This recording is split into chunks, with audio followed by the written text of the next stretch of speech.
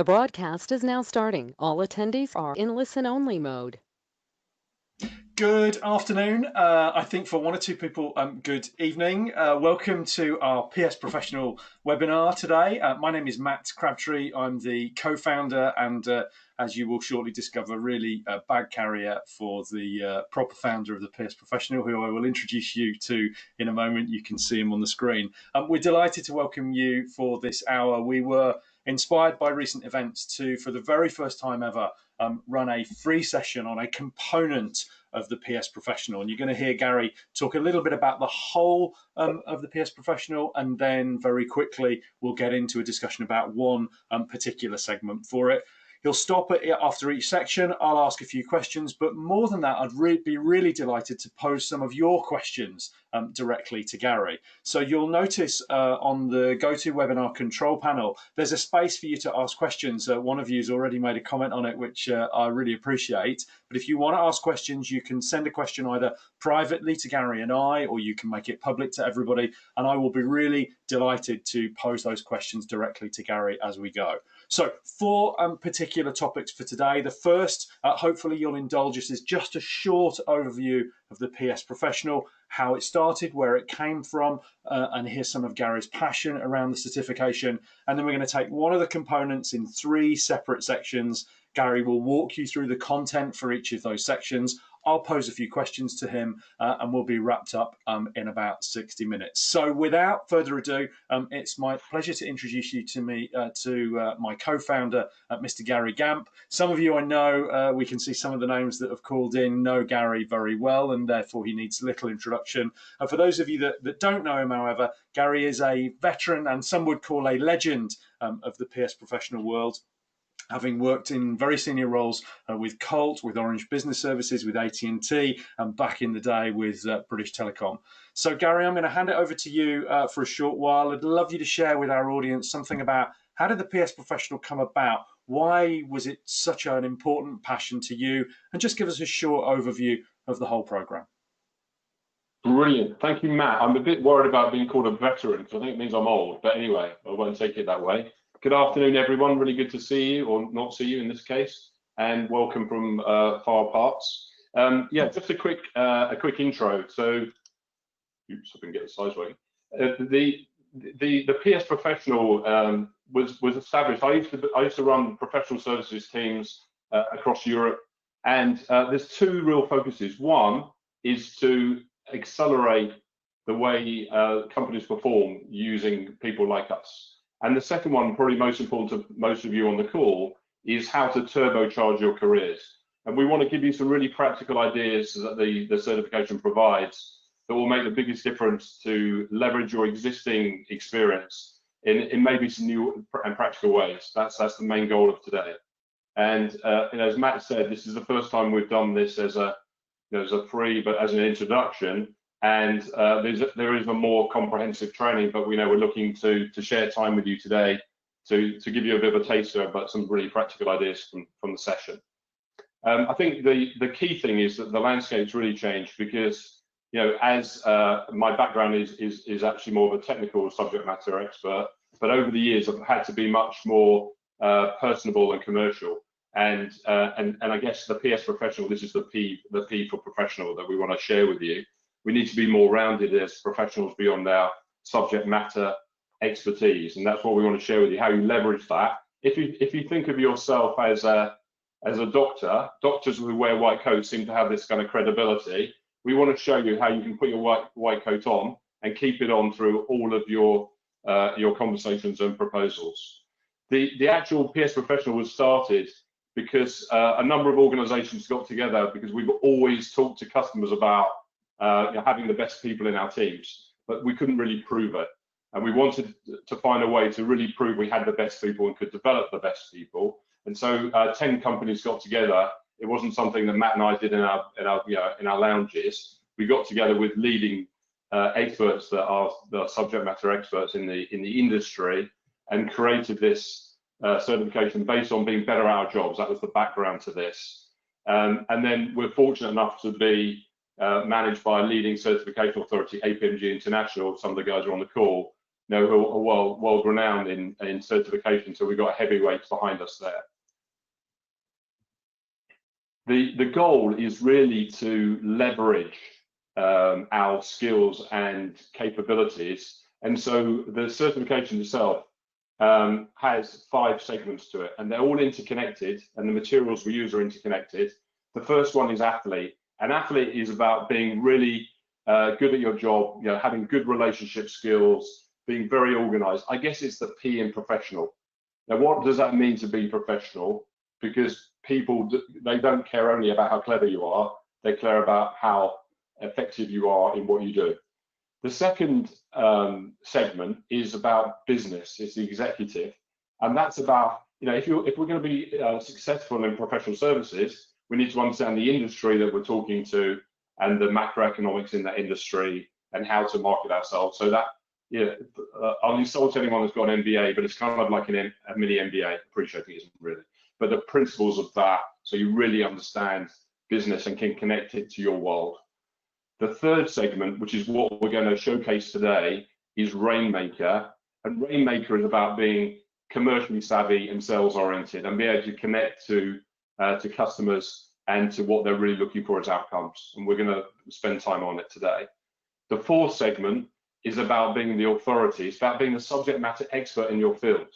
And it's very hard to work out what an authority really means. But it's when you talk about something, you write about something, you become the authority. You see people on TV that pretend to be authorities. We want to make you the authority in your subject. And finally, Catalyst is all about the operational experience. What I mean by that is that it's the whole customer experience, it's managing expectations and really understanding the fundamentals of professional services, because the majority of the activity for professional services is managing the operational environment. So we think it's important to understand it. So those are the 5 segments. We're going to focus on Rainmaker today. Within those segments, there's 3 levels of certification. Foundation level, which is the area we're going to focus on with you today, is really about knowledge. It's how knowledgeable are you in that topic. And so you can, there's the foundation for foundation is a syllabus and reference material that's engaging and interesting, but you could study and learn how to do it in order to take the exam.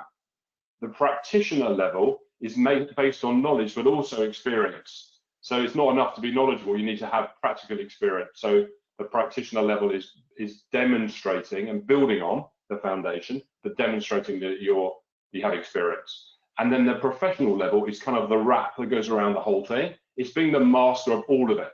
And it's kind of an assessment center of everything. So they're the 3 levels of certification. And then finally, and you'll see this as we dig in a little bit, this is really designed about being practical in what we do. No fluffy stuff, no theoretical stuff, just really practical things that we can use tomorrow. They'll make the biggest difference to leverage our existing skills, but into something more practical. And the reason I mention that is that there's a lot of people on this call, and I know some of you, that have got all sorts of impressive certifications which are really important in certain fields. This leverages even those. We're not competing with a Prince or an ITIL. We're complementing the existing skills that are out there, but in a really pragmatic way. And that's what you'll find as we go through the session today. And then finally, there's a mix, I can see on the call today, there's a mix of experience in the industry. Now, you could be someone new to professional services. You could be someone that's mature, like myself, that's been around a long time, and we know a lot of stuff, we have a lot of experience. And then you've got people that are maybe in between on their journey.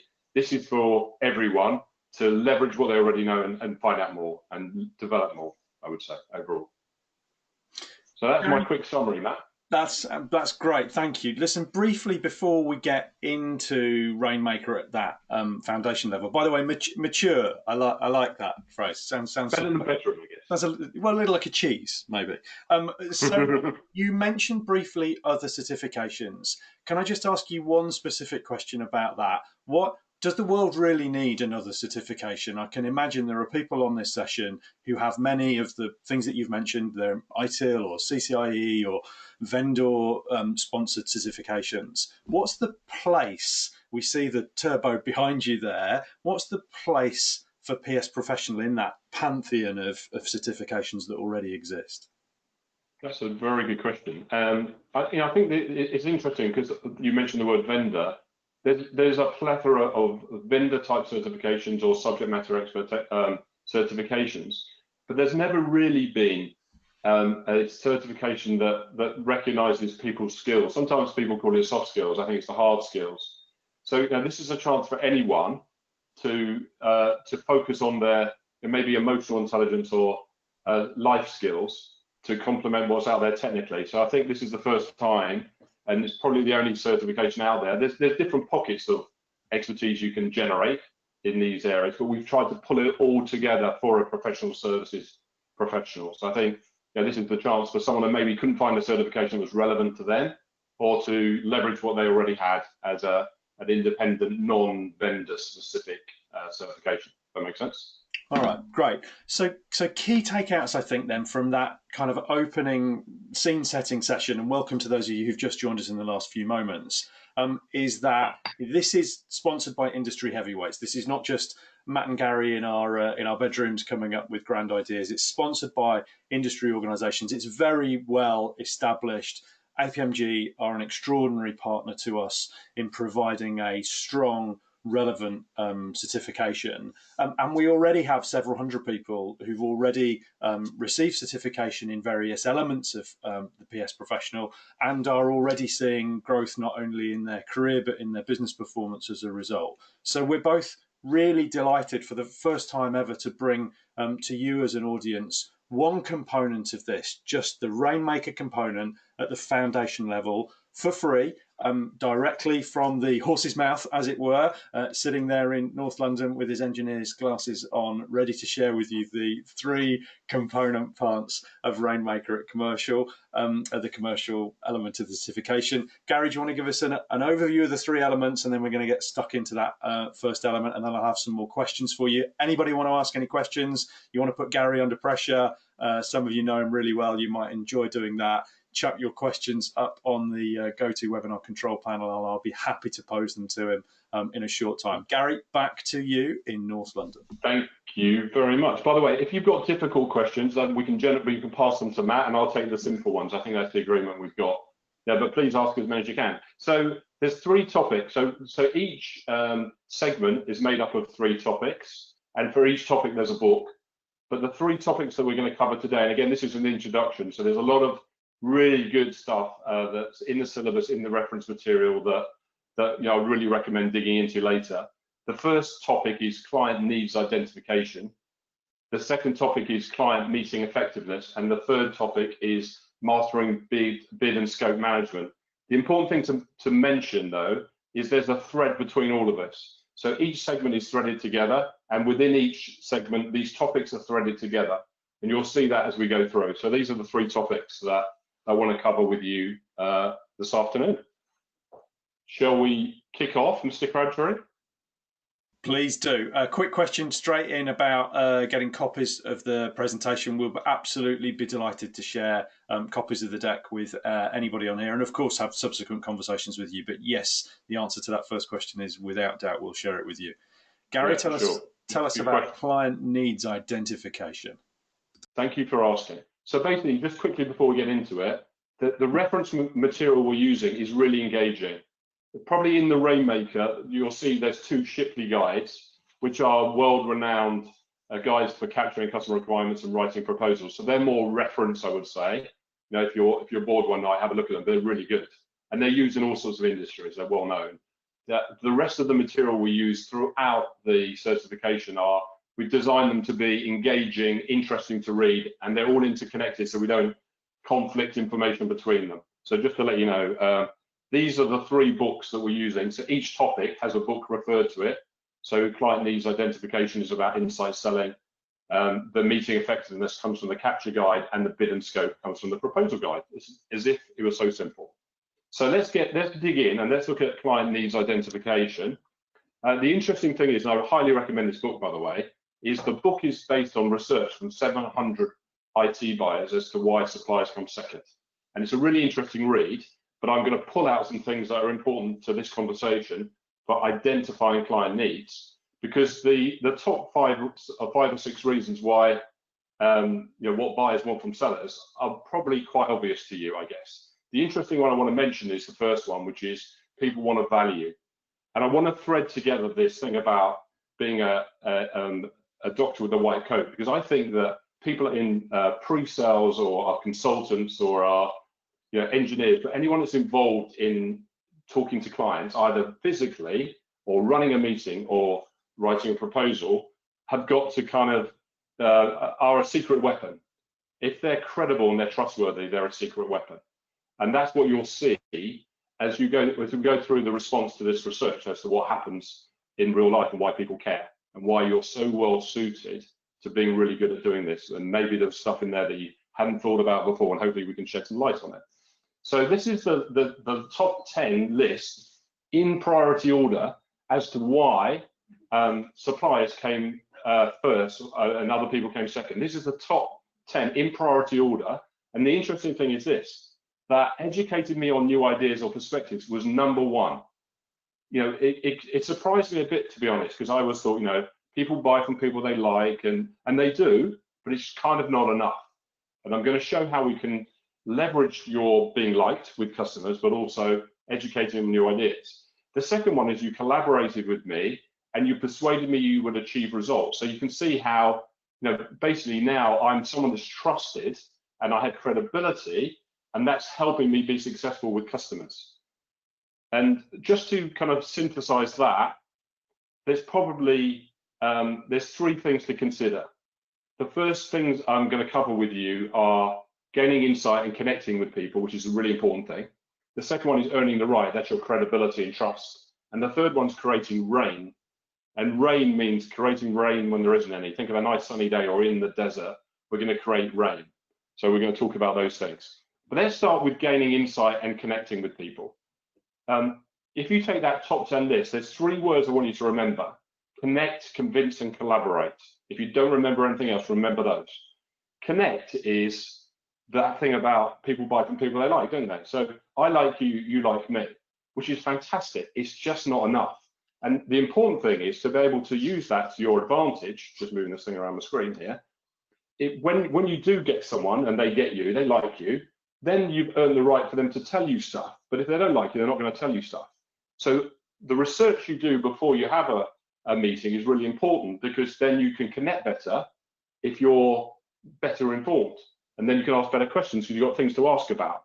And so when you talk to customers, sometimes they're not able to articulate what their problem is, and you're better informed because of the research you've done.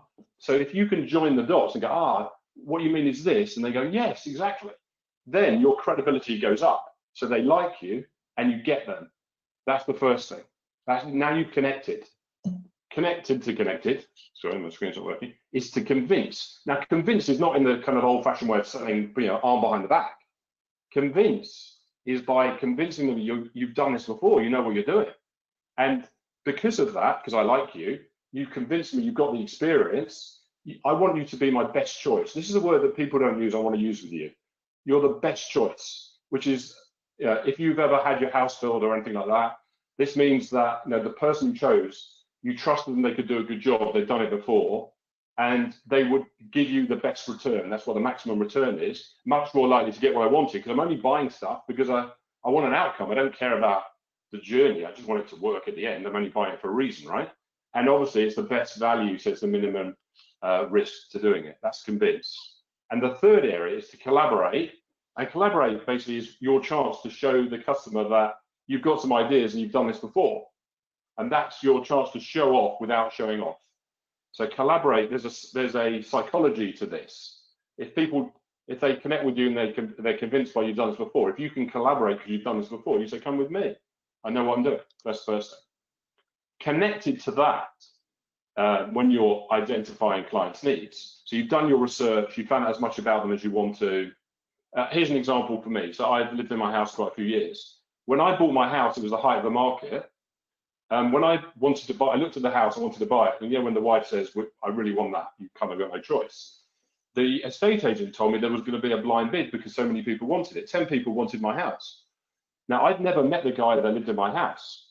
And I didn't have that much money that I could outbid anyone else. So I put in a letter into the estate agent who wouldn't let me meet the person. And it was an older guy whose wife had recently died. And I said, we're a young family, we want to carry on the traditions you've done, and we want to grow up in this house just like you.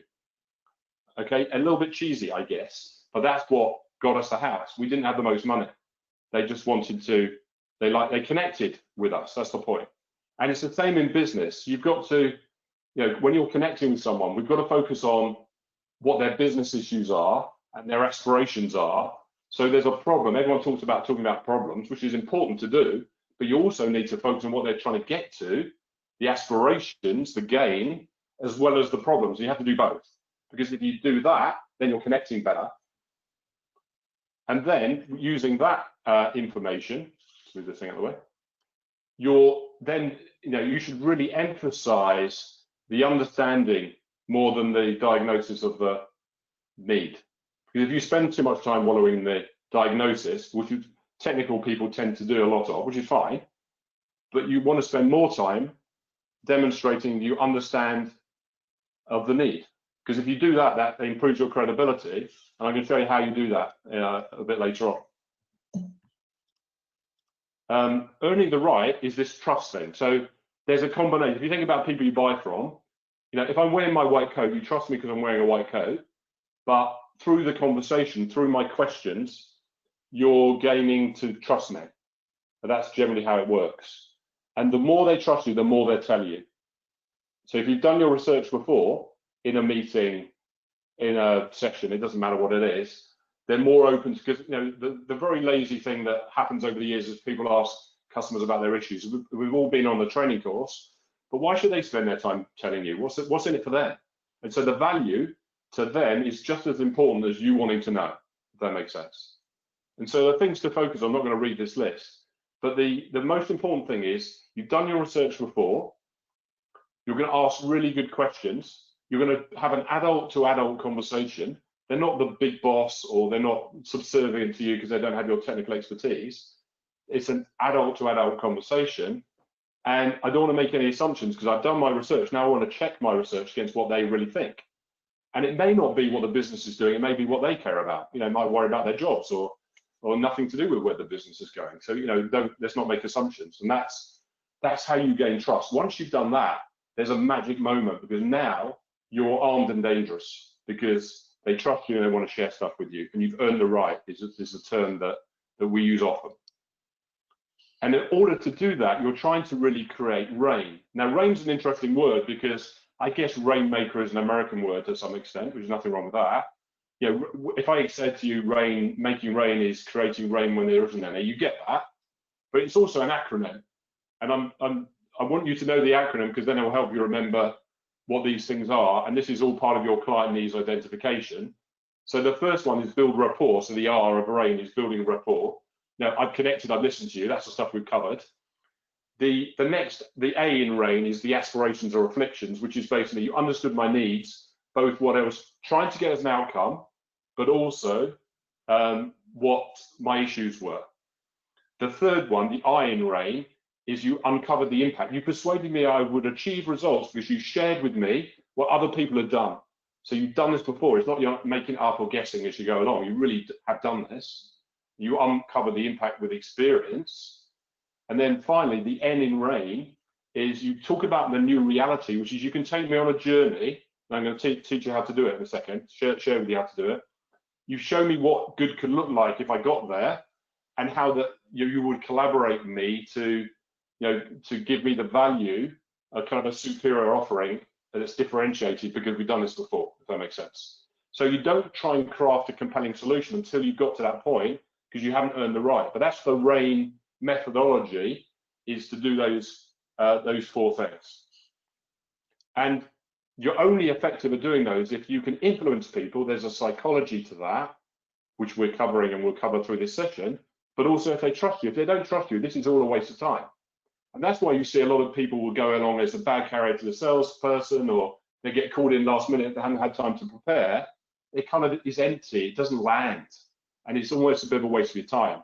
And you'll go home and be a bit depressed. We've all been in that situation before, where we either didn't get time or it just didn't connect and didn't land.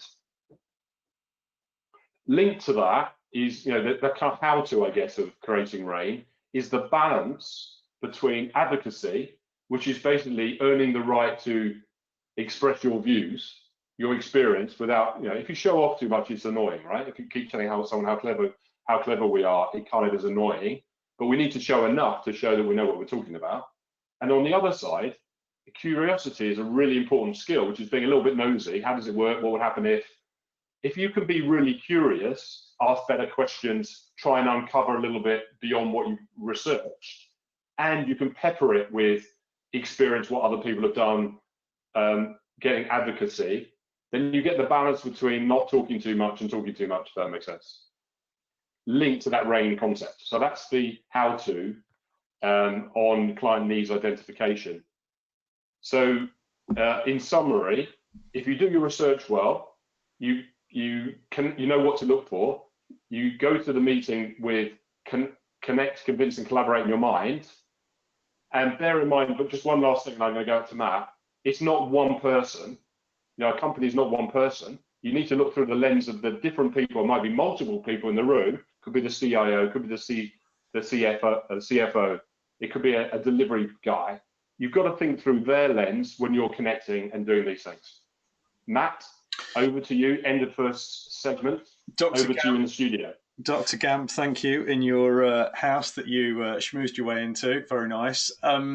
Listen, a few questions have come in. I'll pose those in a moment, but I want to get us going with this section by kind of challenging you a little bit around this, because I can imagine some people participating in this session think, this is all very well, but we employ salespeople to do this. So the company I work in, there's a bunch of salespeople, probably, people like me. Our job is to go out, surely their job is to go out and do all the identification, to do all this building rapport stuff. That's their job. Our job is to come in with the technical expertise, with the real kind of hard-nosed competence that enables us to deliver this. Why have PS professionals got to have this skill? It's a good question. I don't think they have to. I think that it makes them better if they do. And I think the reason is that it's like a secret. You're a secret weapon. The best people to sell, help sell these types of solutions are commercially technical people, because you're an honest broker. Not saying you're not honest if you're in sales, but because of what we've just covered, that people, they trust you, and therefore you're in a much better position than anyone else. If you can be the doctor in the white coat, you've got a much better chance of selling than if you're just a pure salesperson in this environment. And so we're trying to basically fine-tune the capabilities of a technically minded subject matter person to be better and be more commercially savvy. Not trying to turn them into salespeople, but to be more commercially savvy, because then the customer listens to you and they're open up on all sorts of things. Yeah, it's a really interesting one, isn't it? For those of you that don't know Gary and I so well, Gary and I have been in business for 12, nearly 13 years, and prior to that he was a customer. And Gary has told me for years and years and years, I'm not a salesperson, I don't know how to sell. And he is probably the most effective salesperson in our entire consulting organization, because exactly of these skills, because he's not trying to push something on people that they don't either need, or indeed that he hasn't established the requirement for. So advice we'd probably both give you is, don't let the insight selling title of this book put you off. We've chosen it very intentionally because we think it's one of the very best at helping people with a more technical orientation to develop this element of their skills. So just beware that the title doesn't put you off the content, which is really great. But Gary, on the content, Barry Corliss put a question in pretty early on when you put the list up, the kind of top 10 list up. And his question was, number one, educating the customer. Wow.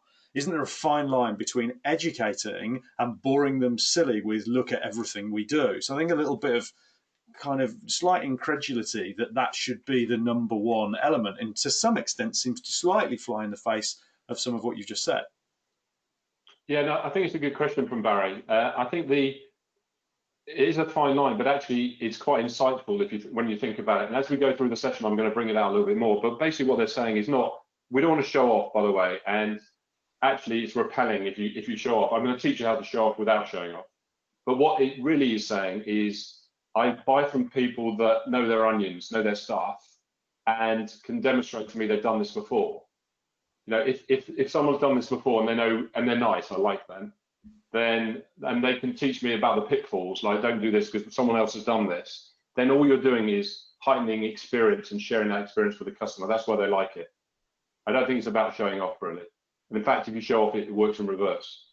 But it's more about how do you bring your experience to the table without showing off? Maybe that's the way to put it. All right, okay. One more in this area, and then we'll move on to the second segment. This question comes in from somebody called Richard Farrow. I don't know if you know Richard at all. No. Richard is the CEO of our certification partner, so whenever we see questions from him, it makes us slightly nervous. In one of your slides, there was a list of things you said. I'm not going to go through them, but one of them said the impact hurdle. You've got to jump over the impact hurdle. And Richard just suggests very briefly giving our friends on the webinar today a short explanation. What does that mean? How do you jump over the impact hurdle? Okay, so when we're talking about the impact, this is the impact of either your solution or what people are thinking about in the market, or things that are the barrier of what could happen, what might go wrong, what the effects would be. And so through the process, which I'm going to take you through, what we're trying to do is let people know, because of our experience, we can help with that, but without kind of putting up so many barriers. So we're all taught to talk about fear, uncertainty, and doubt with customers, and kind of identify problems to wallow in. If you wallow in those problems too much, then you end up, it becomes a barrier for you, because then the problem's too big for them to get their mind around. Very good. So the secret is how do you share enough of the problem, but show you know how to get around it. That's what that means. All right, very good. I have another question from Laurie. I'm going to pose it after you've done the next segment. So Laurie, I've got your question, but I'm going to come back to that in a moment, because I think the impact discussion feeds quite nicely, doesn't it, into client meeting effectiveness, which is the second of the three component parts of Rainmaker at the foundation level. So as a reminder, we're stepping you through these. There are books that relate to each element, the study of the books, and much more detailed content than we have time to deliver to you today builds up your ability to take the examination, and the examination then gives you that element of the certification. So second element, client meeting effectiveness. Dr. Gamp, back to you in the surgery. Thank you, Mr. Crabtree. Yeah, actually, it's not surprising that these questions are interlinked, because this is all interlinked. And when you read the material, you'll find that it takes you, you get some information and insight selling that can help you with client meetings, of course. But most important of all, we're using the Shipley Capture Guide, which is it is a reference book, so don't read it instead of watching TV, but it's really good. And I would always recommend having one in your organization. There's three parts to client meeting effectiveness that we want to cover with you today. There's a lot of rich material, of course, in the whole prospectus, but preparation and joining the dots. We want to talk to you about the power of a convincing story. And then we're going to talk to you about, this is high level, but it's a big topic on its own. I want to share some ideas about facilitating collaborative group discussions.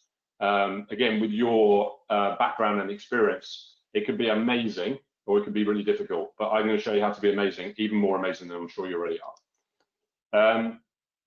So let's start with preparation, joining the dots. So the premise of all my discussion is I will always research the person, the company, anyone I know who's going to be in any meeting, whether it's on the phone, in a meeting physically, or even if I'm running that meeting.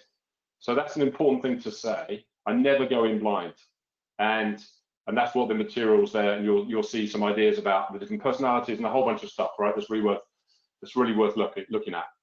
But I want to talk to you about the joining the dots bit a little bit more. What this is, building what we've already talked about. There's three. It's kind of like a three-legged stool. So like connect, convince, and collaborate is a three-legged stool, because if you do all those things really well, then your trust and credibility is up here. This is the same when you're joining the dots. So the three things are, number one is to resonate, which is you've got to be able to connect to that person's needs. So basically what we're really saying is that what you've got to sell, they need. So that's your first leg of the stool in joining the dots. So not because you've been told that you need to get that customer to buy your technology solution, or some technical people, not you, would want to always sell the Rolls-Royce solution to the customer. Not that you think they should have it because it's the best. That's not what I'm saying. But back to what they wanted. They need what you've got. So they've got to resonate to the need of what you've got. Secondly, you've got to be able to differentiate. So is what you have differentiated enough? It could be about price, it could be about the solution, the features, whatever it is. Is it the best option? It's never going to be the perfect option, right? Are you the best option? Are you the cream of the crop? No, sorry, that's wrong. Are you the best option? And number three, can you substantiate? As in, do they believe you and your company that you're the right people to do it for them? They're the three legs of the stool. If you miss one of those legs, the stool's going to fall over. And that's what joining the dots is all about. That's why the first bit's so important, because it's connected. So here's an example. If you're weak, if you have a weak resonance around I need, then basically they don't need what you've got. And it doesn't matter how best choice you are or how much they believe you, they don't think you can solve their needs. So your stool is fallen over. Secondly, if although you have a strong resonance, so they need what you've got, but they don't think you're the best option, then obviously, even if they believe you, then it's going to fall over. And the third part of the stool is, they've got the need, you're the best option, but they don't believe you, like you've done it before, you know what to do, and then they're at risk of it not working. It's over. They can't risk it with you. Does that make sense? So what we're trying to talk about here is in joining the dots. If you think it through those three lenses, that means that you just take away weak resonance, take away easy to substitute, and take away not able to substantiate. Now you're much more powerful. Your three-legged stool is much more likely to connect and join the dots to what the customer needs and wants. Secondly, I want to talk to you about a convincing story framework. This is part of the RAIN group, and it's again part of some of the material in the books, because they're interleaving and overlapping. Here's how a conversation should go. This is a convincing story framework, which does what you talked about, Matt, before, about how do you show off without showing off, or how do you help people understand what they might need without telling them that's what they need. And this is how it works. So the first thing is you have to connect, and then the second thing is you have to understand the dissatisfaction. So what's the issue? That's kind of what that's saying. So I'm connecting with you, you like me, I like you. The dissatisfaction is that you understand their problem enough to understand why they're trying to do something else, because you know what the dissatisfaction is. But as important as covered earlier, you understand the desire of the outcome. So I know that this issue is really bad, but I really want to get over here. I'm working with a customer at the moment that's they want to manage complex projects better. So I know that it's falling over because they can't cope with it, but their desire is to be really good at doing it. They might not be able to do it at the moment. And then the dissatisfaction layer, is where you're taking them on an emotional journey. Here's my example of an emotional journey. When a few years ago, as you can see, my hair is aerodynamic. There was a poster that talks about having the wind in your hair. Buy a convertible car. And I fell for it. I thought, how lovely it would be to have the wind in my hair. And so it took me on an emotional journey about how I'd have this car and the sun would be out and I'd be driving it, even though I have no hair. But it was taking me on an emotional journey. The dissatisfaction layer is taking people backwards and forwards, like telling them about the bad stuff, but taking them back to where you've seen it work before. That's the dissatisfaction layer, because you're taking them on this journey of, yeah, I know it's hard, but I've worked with this customer who's done this over here. We know, technically, I know how to do this. That's the dissatisfaction layer, backwards and forwards between dissatisfaction and desire. And then the breakthrough is where I've actually done this before. So interestingly enough, I know there's a problem here, and I actually know what the problems are to avoid, but actually, I was working with this other customer, and they got over that, and they did this, and now they're awesome. But I helped them with that. So that's a really important aspect. And then finally, nearly finally, the results is based on the return on investment of doing this, because it's it needs to be based on a business case. These are the results that they achieved. And then the action thing you have to do really carefully, which is if you take them on this journey in the right way, and it might be in one meeting, it might be in a workshop, it may be over a number of meetings. When you've earned the right and you've done your job and research and done a good job of doing this, Then you can recommend some actions, but you're doing it collaboratively because you have earned the right to do so. And I'm going to show you how to do that in a group session. In fact, I'm going to do it right now in a group session. So let's think about this as if you're facilitating a group discussion, my recommendation is that you're always leading it. Always put yourself in front of doing this. It's quite scary, I know, but the most effective meeting is one run by you. And they're most effectively run by you if you do these things. So here's some acronyms: PATH, P-A-T-H-S, and I'm just going to show you, I'm going to walk you through, hey, like it's showing you right now, how to use this. There's a psychology to this, and everything is based on doing the connect, convince, and collaborate all the way through, right at the beginning. So before I run a group discussion, I've already done this. I've understood the reason why. What's the premise? What's the reason? What's the problem? Why are we stuck? Secondly, what are the assumptions? I've made some assumptions based on what they've told me, but I don't trust them. I don't say that to them. I never trust the assumptions because they're always wrong. But they've given me a synthesis of the problem and they've told me why that might be the case. But I ignore it. I take it in, but I ignore it. And I'm using this before and during the session. The reason I do that is in the session, I could be more empathetic if I've not already reached a conclusion and decided what the problem is. So I want to find out the truth. What are the facts? And I will use that session to show that I understand what the assumptions are, but to try to tease out the truth in that discussion. Because I want to bring people with me. I've probably spoken to some of the people before the session to make sure that I've kind of lobbied them a little bit and I've built a little bit of a relationship and connected with them. And then I hypotheses with them. So we talk about the art of the possible because I've already done my homework about the assumptions and what the truth might be. So in the room, we could brainstorm what the hypotheses might be. And then finally, the solution, I'm quite careful about coming up with a solution. Sometimes I won't do it in the room because I have to earn the right to do that. A lot of the times, like you, I would have worked out the solution before I got in the room. But the problem with doing that is I don't bring people with me. If you want to bring people with you, your collaborative style would be based on bringing people throughout the journey, both outside the room before you meet them and during the time and maybe afterwards. And then, of course, by all means, you must give them a solution, but then it's based on a shared understanding and development, which makes the biggest difference. That's how you effectively and leverage your capability to cover the point that Barry made earlier. Mr. Crabtree, that is a very quick intro to that session. Back to you. Gary, with the aerodynamic head, it looks actually a little bit like the PS Professional Turbo is like a headdress for you because your head is right in the center of it. It's quite entertaining, or at least it is for me.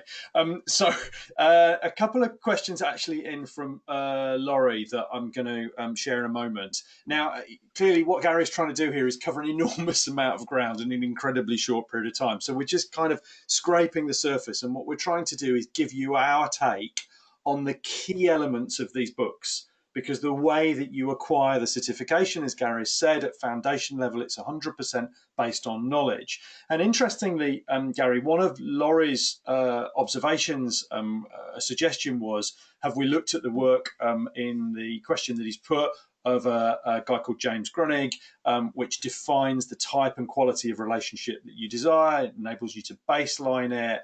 And so he's interested in steps that we might have in our material to measure the progress of a relationship. Now, you may or may not have looked at it. I guess the question more is kind of how did we choose the material that we've got at the base of it?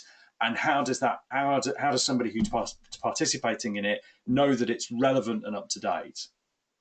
That's a good question, and actually stays relevant as well. So I think the first thing to say is that you're probably realizing that this is technology agnostic. We made a conscious decision at the beginning that we're not here to make people better at technology. There's plenty of other things for that. We're trying to connect to that world, of course. And then the same with the book. We've spent so much time, as a group, the development team, trying to identify. We've read lots of books that are relevant, are interesting to read, are true, and are interconnected. We didn't want to kind of conflict in one book from another. And things that people would understand and recognize. And a good example is if anyone looks at Athlete is using How to Win Friends and Influence People and 7 Habits, which are fantastic books, but we're the only organization that's actually got an exam, a global exam, recognized exam through APMG for those books. That's amazing. But if you think about How to Win Friends, it was written firstly in 1925. But most books about relationships and people are based on that book. What's happened over the last few years, it's got updated for a digital age. So what we try to do is update our material based on the latest. And I guess over time, we'll have to keep evaluating it.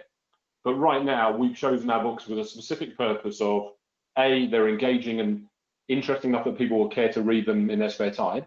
And B, they challenge the status quo, but they're practical enough that you could implement their ideas straight away. No fluffy stuff, no theory. And there's plenty of books on all these topics, to be honest. Those are the ones we've come up with. We spend a lot of time as a team, including APMG, researching, reading, interconnecting, brainstorming.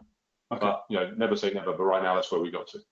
Absolutely. So, Laurie, the author that you've shared and the work that you've shared, you can count on us looking at it, I suspect, today. But that's a quick explanation. Now, we've only got 14 minutes left, so I'm going to ask you for some quick answers to the last couple of questions in this sector. Laurie asks again, really likes the convincing framework, but have you also considered how different cultures do negotiation?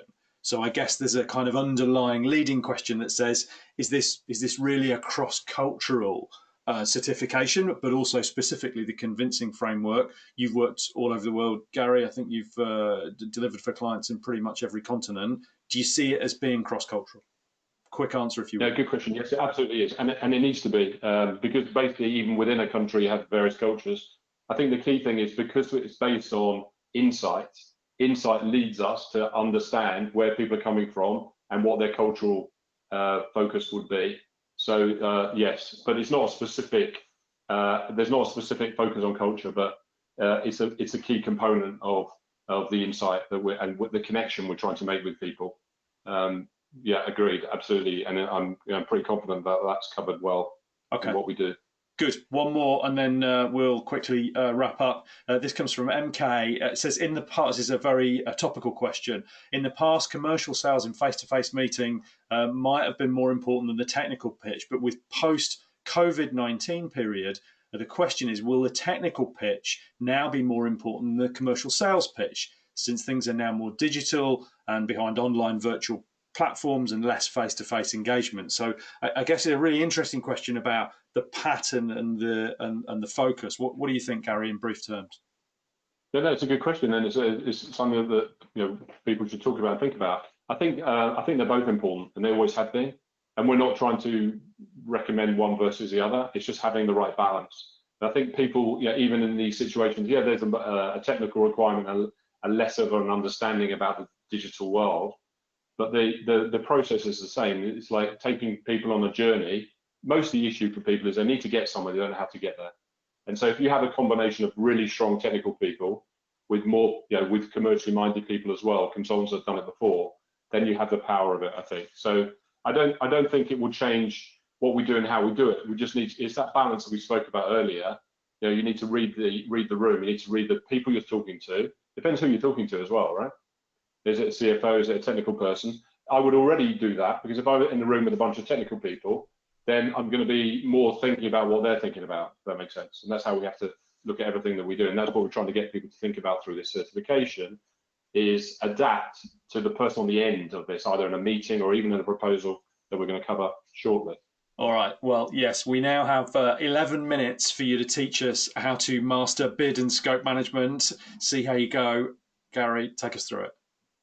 Thank you so much. So, there's a thread between all of this stuff, as you can tell, and these questions you're asking me are great because I think they're relevant and they go all the way through. When I write a bid, the idea of the bid is it's not in isolation, although it can be.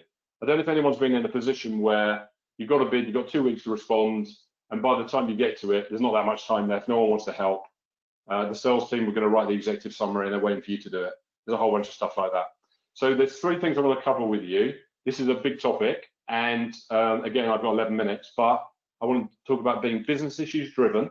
I want to talk about your value proposition, and I want to talk about being persuasive in your proposals. But I'm going to use everything we've already covered as part of the input for writing a bid. We can get on slide to go to the next slide. So I think the first thing to say is about being business issues driven. And basically, if you're a good PS person, you're focused on people's issues. We know that. but we've also spoken about adding to the issues to understand the outcomes that people are trying to achieve. Those two things are linked and very important. The third part of that is to understand the business case for the solution. Otherwise, it doesn't stand up and it's never going to go anywhere. As much as it could be the best solution in the whole world, if the business case isn't there, it's not going to work. So we want you to think about it in those terms. So if you're responding to a bid, then we really need to think about it in those terms. And also, I want you to think about it builds on the question from MK just now, which is think about each individual person that may be reading your proposal, and that's how you're going to need to write it. So, you might have the head of purchasing, you might have the CFO, you might have the CIO, you might have head of delivery, it doesn't matter, but they're going to read it with their lens, and we need to connect to it in that way. And so the business issues need to be linked to them when they read it. That's the first thing to say. And then probably, just as important is, back to the beginning where we talked about being the best choice and the maximum return. This is it. So your value proposition in your proposal needs to be the best choice, because if it's not the best choice, then you're not going to make it. And that's why so many people come second. Or sorry, that's not true. They don't come second. They think they were second, and they're nowhere. Here's a classic. Have you ever been in the last two? Now, you said to your partner on the Friday, we've put in the last 3 weeks, been working on a bid. We're in the last two. We're going to wait to find out on Monday. The research in the book says that actually the people that thought they were in the last two were nowhere. They were so far away, it was embarrassing, because they thought that the decision was being made on different aspects. You've got to be the best choice. And the best choice is that you're able to demonstrate that you have done this before, and out of all the choices, you are not going to be perfect, but you're the best choice for them to make. And part of being the best choice is that you can provide the maximum return, because you've done this before. You're able to provide the maximum return with a minimal risk. It's a lesser risk to go with you. We've spoken about it already, but that's true on the proposal, on the bid, as well as in the meeting. So it's the same.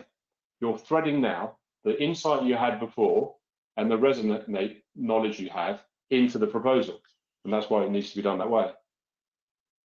Connected to that are, I want to talk to you about exec summaries, okay? So there's a lot written about proposals. The main thing to tell you is that people care more about context than content. They care more about context than content. And what that means is, in most organizations, and I'm sure it's not the case for you, there's a lot of company propaganda at the beginning of the response. And then eventually we talk about the solution, and then eventually we give the price. The thinking, and if you read the Shipley guide, and it's really powerful, is to do it the opposite way around, which is you've got to nail the context first. Think of this as an executive summary, and they use something called a 4-box method. And I want to share it with you because I think it's really powerful. Using all the insight that you've gathered, box 1 is the theme, it's the vision, it's the where the customer's trying to go. You're reading back to them the context of what they're trying to do. We're not talking about your company and how brilliant you are, which is fantastic. That's coming later. In the executive summary, we're talking about where they're trying to go and what they're trying to do. Box number 2 is we're announcing the priority of their hot buttons. And the hot buttons is a terminology used in Shipley for their compelling events, their issues, their key hot buttons that they're bothering to have a proposal for. They're really vital things. So now you've got a concept against those hot buttons. So the goal in your proposal should be to discuss each hot button that is introduced and highlighted by the customer at the beginning of your proposal response and in the executive summary. What's the benefit? What's the solution? What's the proof that you're the best choice and that you provide the maximum benefit and you've done this before? And then box 4 is you close with a summary and the next steps. If you do it that way round and then you put your company propaganda afterwards, you're in a much better position to connect with the different people. And again, you have to do it through the different lenses. Now, I went to a meeting recently as a coaching assignment to a customer that was doing a readout before a proposal was being written, where they can say, come in and we'll answer questions. This is what I heard in the room, and I was sitting in the back. The head of purchasing said, I want the best value. I don't care about price, I care about value. The CIO said, I want a modular solution because we're acquiring companies. The head of delivery said, I have hardly any people in my team, so I need to change the tires on the car that's moving 100 miles an hour. And those are the things, and then then was technical questions about the solution. That stuck in my mind. When I write the response in the proposal, I want to call out those things to those people because they're going to read my response.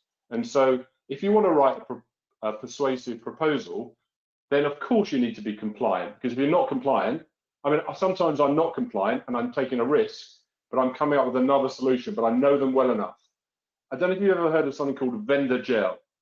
When you're writing a proposal, you're in vendor jail. You've spoken to the sponsor, they're talking about where they're going and they love you and they want to hear your advice. Once they've issued the proposal, they're not allowed to talk to you.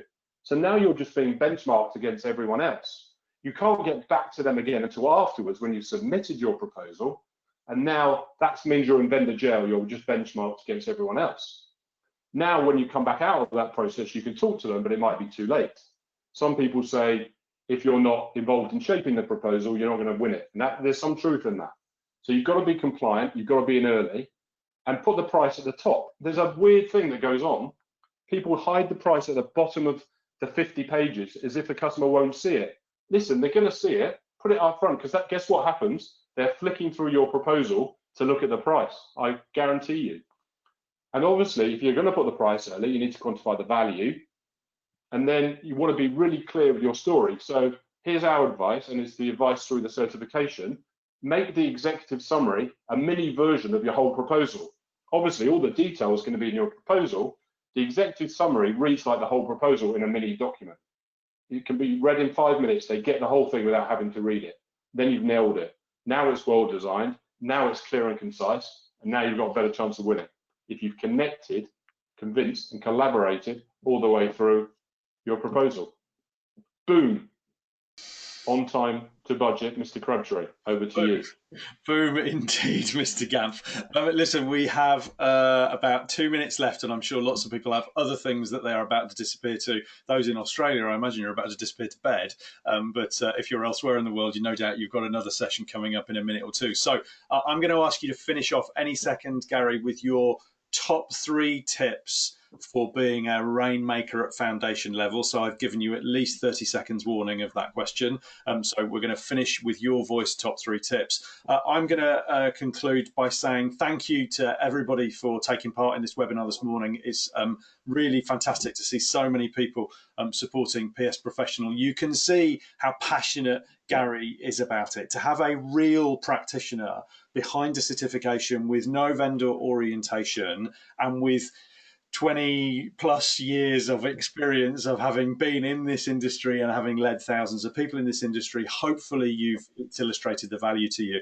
You may have come onto this webinar for a variety of reasons. Perhaps you just wanted personally to get some development, or perhaps you're considering this development for people elsewhere in your organization. Irrespective of the circumstances, we'd love to talk to you again after this event. We're taking the PS Professional with our colleagues at APMG to a wider and wider global audience, and we're delighted to talk to any of you subsequently about this. I'll say finally, before I hand it back to Gary to close with 3 top tips, we from the PS Professionals send you, your families, your teams, your organisations our very best wishes. It's been a very challenging 3 or 4 months, an extraordinary set of circumstances for us all to live through. If this has visited you personally or your family or friends, then you have our deepest thoughts and sympathies as we begin to get back into the world of work. And if you're in Asia Pacific, you've been going through that in the last few weeks. We wish you the very best of success, and anything we can do to help and support you, you've only got to let us know. I'm going to hand back to Gary to give you his 3 top tips and sign off. But from me, thank you so much for taking part today. Gary. Thank you very much. My 3 top tips are this. Number 1, research like crazy. Never take for granted who you're meeting when you're responding to a proposal, and anything you need to do to make sure that you can connect better. That's the first one. The second one is in meetings, there's a psychology to making meetings work. Yes, you need to get people to like you, and the way to do that is to prepare, connect with them, build a relationship with them, and take them on that journey throughout the meeting. And the third one is proposals. The win rate on proposals is only 30% in any industry. If we can help you get to 35, we've met our goal. Best way to do that is to get underneath the customer what they're really trying to do before you write your solution, and be able to articulate it and think in new ways for your proposal, and make sure you connect all the way through. And on that note, I'd like to say thank you also from me. Thank you for bearing with us. This is a quick introduction to a very interesting topic. There's lots more really rich information that's available through the certification. APMG are a great partner and very well regarded globally. And there's a lot of people taking this exam that have given us amazing feedback on all the training and the certification, that they find is really practical in what they do. So this is just really practical stuff. So thank you very much from me. And I think that takes us to the end. So thanks for joining. Have a good evening, afternoon, and day. Thank you so much, everybody. Indeed, thank you.